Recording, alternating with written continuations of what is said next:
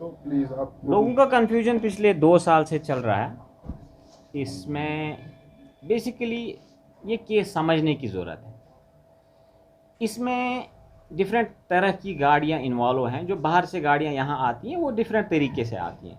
एक तरीका यह है जो मैक्सिमम जो जिसमें 99% से ज़्यादा लोग इन्वॉल्व हैं, वो बाहर से गाड़ियाँ ख़रीदते हैं, किसी दिल्ली वाले आदमी से, किसी हरियाणा से, कोई राजस्थान से। तो वो एक कैटेगरी है जिसमें आपके मैं वसूख के साथ कहता हूँ मोर देन 99% केसेस वैसे हैं जो बाहर से ख़रीदते हैं। तो एक कैटेगरी आप गाड़ी ऐसी है जिसमें ये पेटिशनर भी फॉल करता है।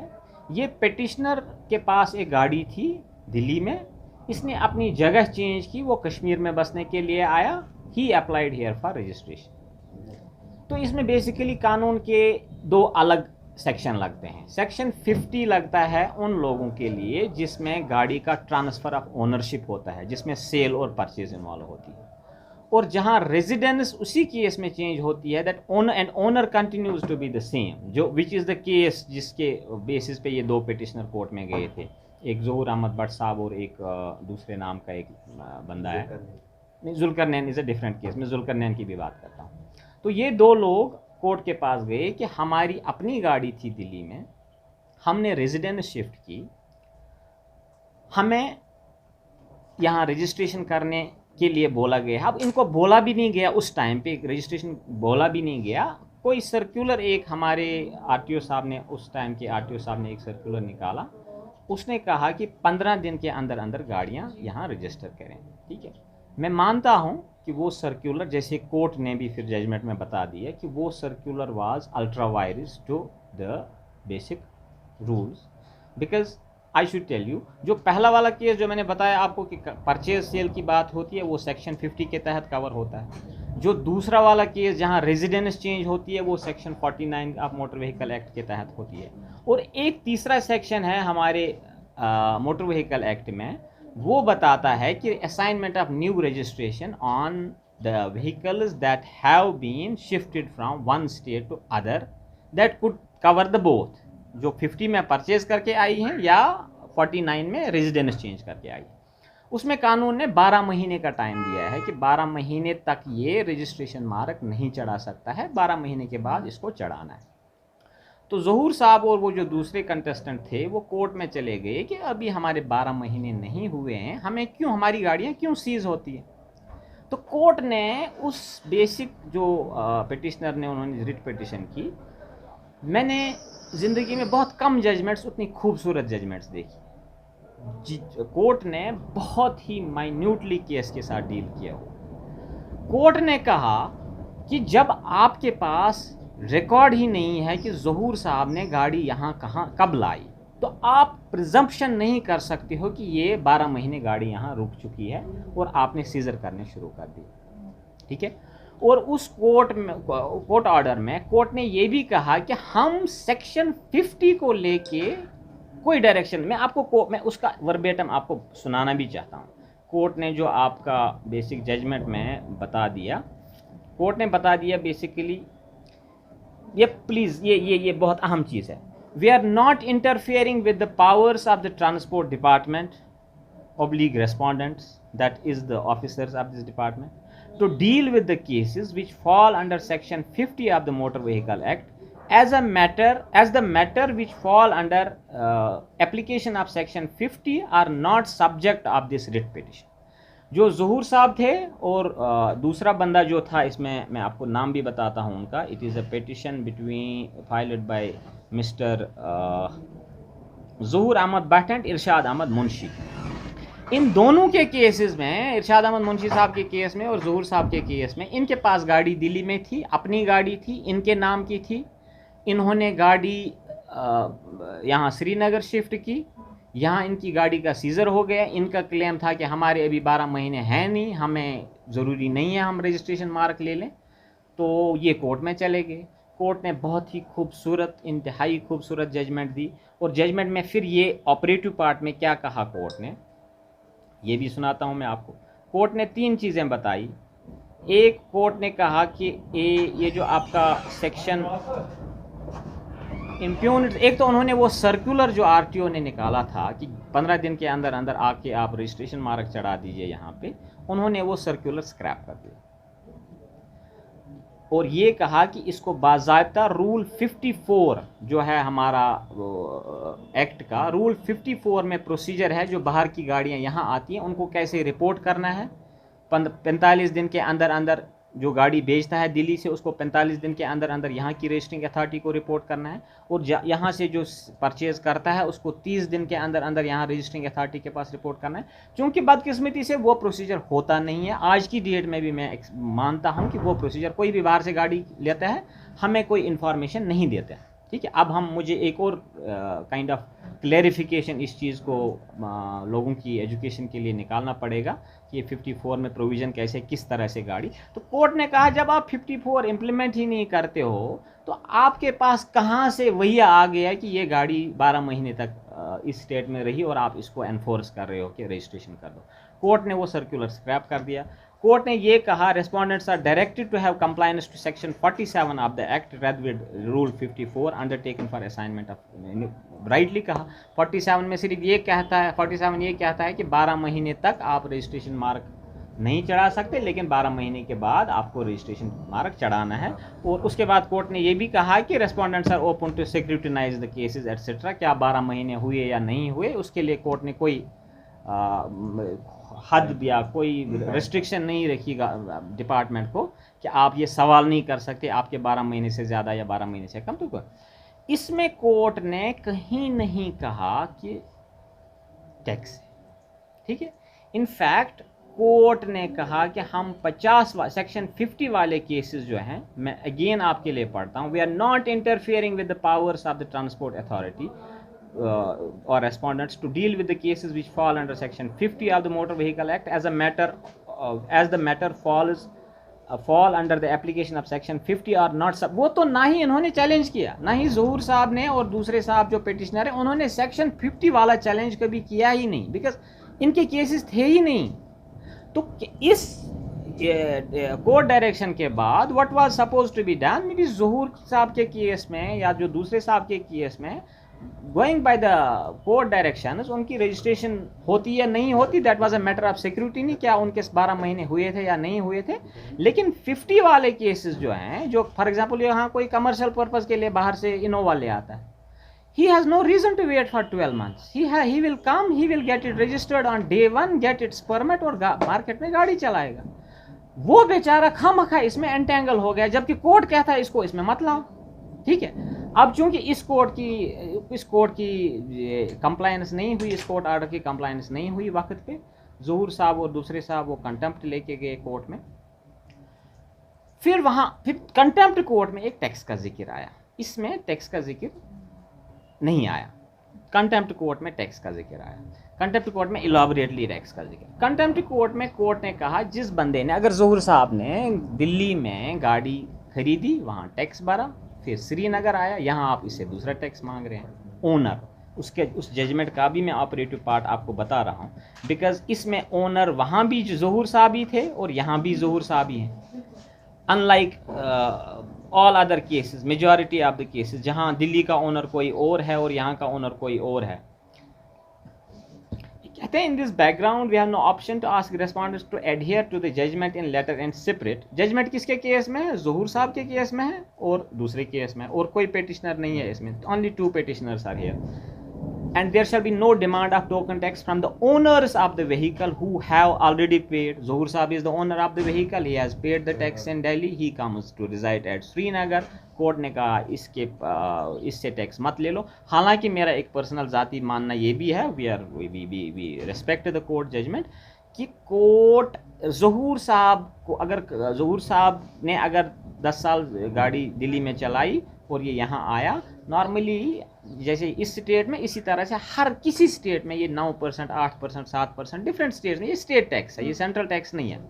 ये टैक्स जो है we levy this tax under state J&K motor taxation act. तो उन्होंने कहा कि इनसे 9% मत ले लो क्योंकि ये उधर दे चुके हैं, ठीक है। उसका ये प्रोसीजर है, डुप्लीकेसी ना होने के लिए जो कानून का है प्रोसीजर वो ये है कि अगर आपने वहाँ 15 साल के लिए टैक्स भरा, फिर आप 10 साल ही गाड़ी वहाँ चलाए और छोड़ के यहाँ आए, आप यहाँ 5 साल का भर दीजिए, वहाँ से 5 साल का रिफंड ले लीजिए। तो डबल टैक्सेशन का सवाल नहीं है, कानून यही प्रोवाइड करता है कि आप दिल्ली में जाके 5 साल का टैक्स वापस भी ले सकते हैं। शर्मा साहब, मैं एक सवाल करना चाहूँगा जी। आपको, ताकि ये थोड़ा ब्रीफ हो जाए। फ्रेश जजमेंट जो थी ऑनरेबल कोर्ट की, उसमें ये कहा गया कि कंप्लायंस हुआ है, जो अपने रिसेंटली जो लास्ट ऑर्डर निकला है, Compliance- पेटिशन जो पेटिशनर गया, हुआ है, पेटिशनर तो की कल गाड़ी उसी के तनाजुल में एक खबर आई थी जी। उसी के तनाजुल में एक खबर आई थी। हाँ। तो सबसे पहले मैं जानना चाहूंगा, जो परसों का जजमेंट आया कंटेम्प्ट क्लोजर का, उसको आप कैसे देखते हैं, वो क्या है?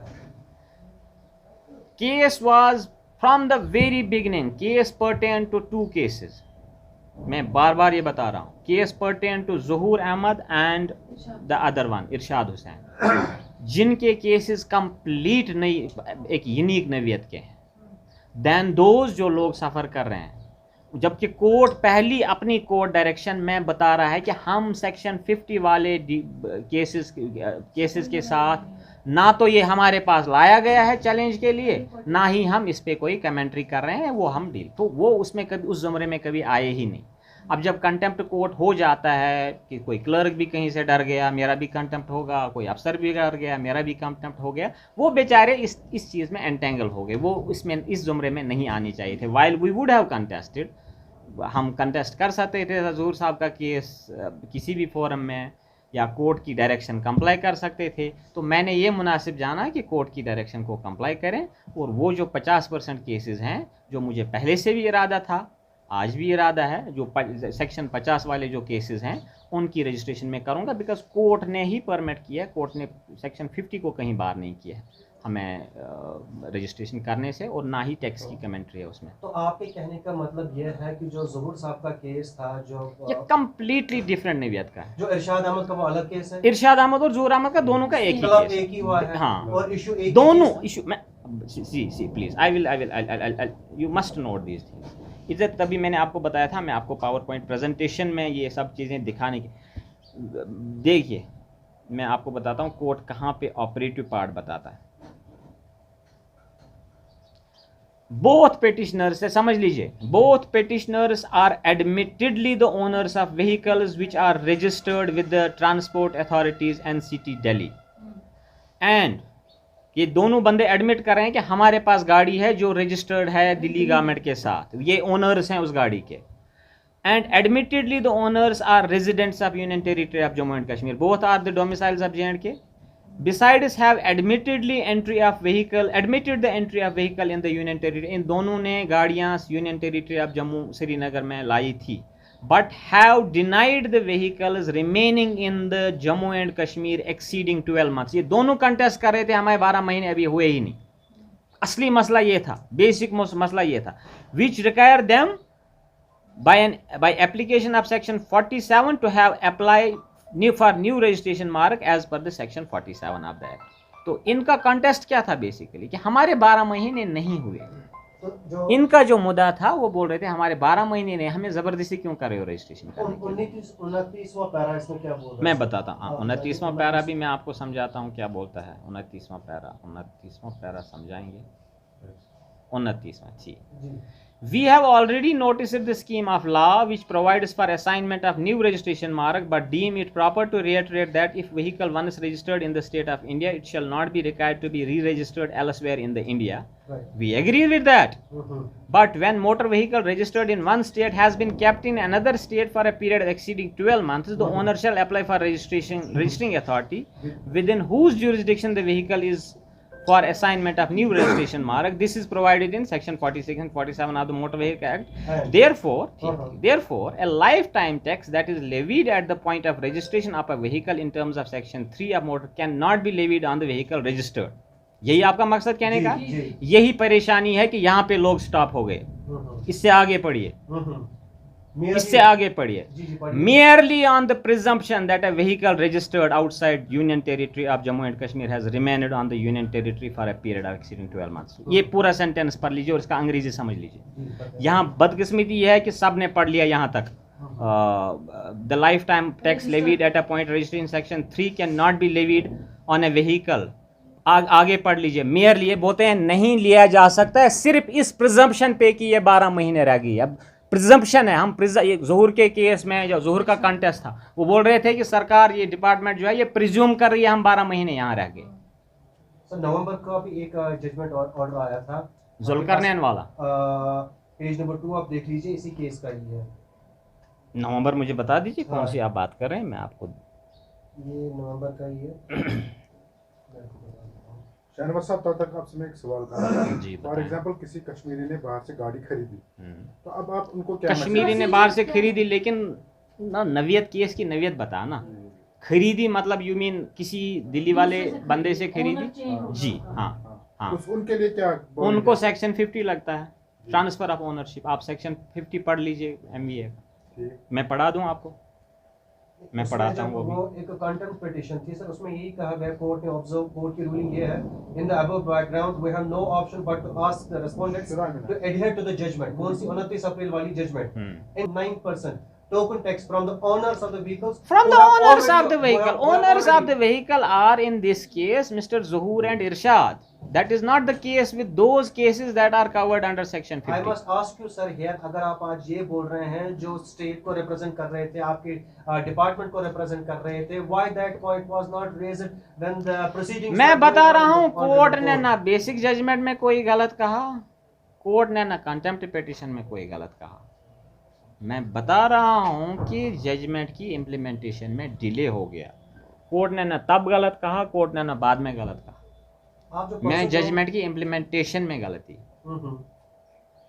आप इसको कैसे देखते हैं? जैसे ये मैं इसको ऐसे देखता हूं, ज़हूर और इरशाद का केस ये बिल्कुल अलग नैवियत के हैं जो कोर्ट में, बाकी कोई कोर्ट में, कोर्ट में जो बंदे गए हैं, कोर्ट में जो बंदे गए हैं इस ये वाले केस जो 50 वाले केस, जुल्करनैन वाला केस, उसमें जनाब आली कोर्ट ने कहा कंसिडरेशन करो इनके केसेस को, मेरे पास डायरेक्शन है, कंसिडरेशन ऑर्डर आया है as per the rules and regulation. तो जो फिर ये तनासुर, ये ना ये एक इंप्रेशन है इस कोर्ट की जजमेंट के बाद कि री रजिस्ट्रेशन नहीं करनी है, री रजिस्ट्रेशन फी नहीं भरना है। तो since you are on the chair, आपको री रजिस्ट्रेशन फीस देखिए दो, अब मैं फिर से बता रहा हूँ ये 2 डिफरेंट क्लासेस ऑफ व्हीकल्स हैं। री रजिस्ट्रेशन फीस भरना है, सेक्शन 50 के साथ कोर्ट ने इंटरफेयर ही नहीं किया कहीं जी।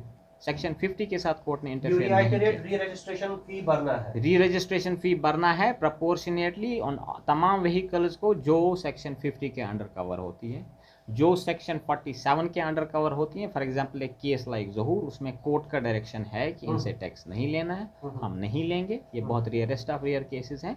While I maintain that the case has also been filed by the government in the supreme court, वो सुप्रीम कोर्ट उन केसेस में टैक्स के बारे में क्या कही क्या नहीं कहेगी। For now we apply the court's judgment in letter and separate except for those cases that are covered in section 50. अप्रैल जजमेंट को आप ऐसे ही देखते हैं जो ज़हूर वाला केस है, बाकी जो because petitioner obviously right, petitioner so that means petitioner के केस में डायरेक्शन हुई। कोशिश करूंगा फॉर एग्जांपल, अगर किसी फला शख्स ने, ए शख्स वो दिल्ली का शहरी है, उसने कश्मीर के शहरी को गाड़ी बेची जिसका नाम बी है जी, ठीक है, उसने यहाँ पर गाड़ी बेची, जो मैं बी हूँ, मुझे यहाँ पर री रजिस्ट्रेशन के लिए अप्लाई करके री रजिस्ट्रेशन टैक्स भी देना है, फिर से टोकन टैक्स देना आपको, re registration fees for the remaining period. हाँ, while your owner who is at Delhi is free to file for refund of that 5-year period। 1 second, तो आप कहते हैं जो कोर्ट की अभी तक की जजमेंट्स है वो महज इन द कॉन्टेक्स्ट ऑफ ज़हूर के केस में है कि वो वहां पर भी ऑनर था, यहाँ पर भी ऑनर, वो तो कोर्ट की जजमेंट बता रहा है from the owners of the vehicle, आप contempt judgment to that case only. It is that class of cases, not necessarily Zuhur and Irshad, there could be more, okay, that segment there could be more, that's a different segment। मैं तो बता रहा हूँ physically मुझे ज़हूर के, इरशाद साहब को भी तो मैंने आज तक कभी नहीं देखा, लेकिन ज़हूर साहब आते थे मेरे पास कभी कभी, मैंने ज़हूर साहब के अलावा ऐसा कोई केस मेरी नज़र से इन 4 महीनों में नहीं गुजरा। मेरे साथ जितने भी केस गुजरे वो सेक्शन 50 की नवियत के।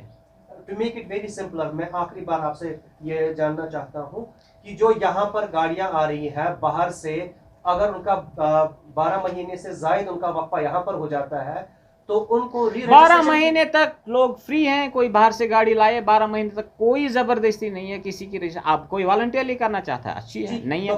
अलबत्ता 12 महीने से पहले कुछ रिक्वायरमेंट्स हैं रूल 54 के तहत जो आज तक कंप्लाई नहीं हो रही थी, जो मैं कंप्लाई करवाऊंगा ताकि हम 12 महीने वर्कआउट कर पाए फ्यूचर में। तो आप ये अभी कोर्ट ने क्यों, ऑनरेबल कोर्ट ने क्यों ये कमेंट्री की कि आप प्रिजम्पशन नहीं कर सकते हो, because they were very right, we can not presume. मेरे पास कोई रिकॉर्ड नहीं है प्रूव करने के लिए ज़ोहर साहब यहाँ 12 महीने रहे या 12 साल रहे या 12 दिन रहे। यू कैन क्लेम एनीबडी, बाहर गाड़ी चलती है, दिल्ली की गाड़ी चलती है, मैं उसको पकड़ूँ, वो बोलेगा मैं 4 दिन पहले आया दिल्ली से। मेरे पास कोई रिकॉर्ड है नहीं, वो कोर्ट ने राइटफुली कमेंट्री की है, बिल्कुल डिटेल्ड कमेंट्री की। इसी मैं आपको बता दूँ, if court had, honorable court had the larger intention of that this tax is invalid, why would court not scrap the order by virtue of which that tax has been levied? उस order का तो कहीं जिक्र नहीं है। आपका section, ये आपका SO 183 के तहत ये लगा था, SO 183 कोर्ट ने कहीं स्क्रैप नहीं किया, ना तो किसी को उसने चैलेंज किया, ना तो उसको किसी ने चैलेंज किया। With due respect to the chair, जो अभी तक की जजमेंट्स आई हैं कोर्ट की और जो परसों रिट पे this petition was, this contempt petition was also closed, इस सारे का आप निचोड़ इस तरीके से निकालते हैं जो जजमेंट है वो that pertains to a class of people, yes, ठीक है, जो वहां पर very minuscule minority of people, ठीक है, वो डिफाइन करता है, जो वहां पर भी ऑनर था, यहाँ पर भी उसको एग्जम्प्ट है, उसको री रजिस्ट्रेशन टैक्स नहीं देना है। सही, कोर्ट की डायरेक्शन, कोर्ट के, और जो बाकी जो बाहर से बाकी गाड़ी ला रहे हैं, जो परचेज कर रहे हैं, जो परचेज कर रहे हैं, सेल परचेज कर रहे हैं, उसमें ओनरशिप चेंज हो रही है, उसमें गाड़ी ट्रांसफर हो रही है, उसमें ओनरशिप चेंज कर। मैं आपको ज़हूर साहब का, court is allowing you to ask them for the re registration fee. Court is not court is saying that we are not dealing with those cases that are covered under court section is not 50. bounding you for asking from those people कि आप हमें tax they. Court is not bounding you at all. See, the beauty of our honorable courts is that they don't comment on the things that are very unnecessary and that are not brought to them for commentary. Court अपने breach के beyond, अपने litigant की जितनी petition prayer की होती है, वो इसके बियॉन्ड कभी court, is the beauty of our judiciary, वो उसके बियॉन्ड नहीं जाते। कोर्ट ने सिंपली इतना कहा, हम 50 वाले सेक्शन के केसेस के साथ डील नहीं करते, ना ही अगर किसी ने चैलेंज किया होता सेक्शन 50 वाले केसेस, तो शायद कोर्ट ने उस पर भी कमेंट्री की होती। जुल्करनैन केस में बेसिकली कोर्ट ने कहा कि एक कंसिडरेशन ऑर्डर निकाल। कंसिडरेशन ऑर्डर एक डिफरेंट होता है, एक डायरेक्शन डिफरेंट होता है। ज़हूर साहब के केस में डायरेक्शन था हमारे कोर्ट का, जुल्करनैन वाले केस में हमारा कंसिडरेशन था। हम कंसिडरेशन ऑर्डर पास कर सकते हैं उसमें और उनकी रजिस्ट्रेशन कर सकते हैं। जस्ट एक रिपोर्ट है कि लोगों से मांगा जाता है यहाँ पर एफिडेविट कि आप लिख के दे दीजिए, आप अपनी मर्जी से कर रहे हैं। Why this affidavit? No, I will not be asking for any affidavit. There's no requirement of an affidavit. No. You deny this. I am doing what court is asking me to do. Section 50 के cases के साथ routine के साथ deal करना है।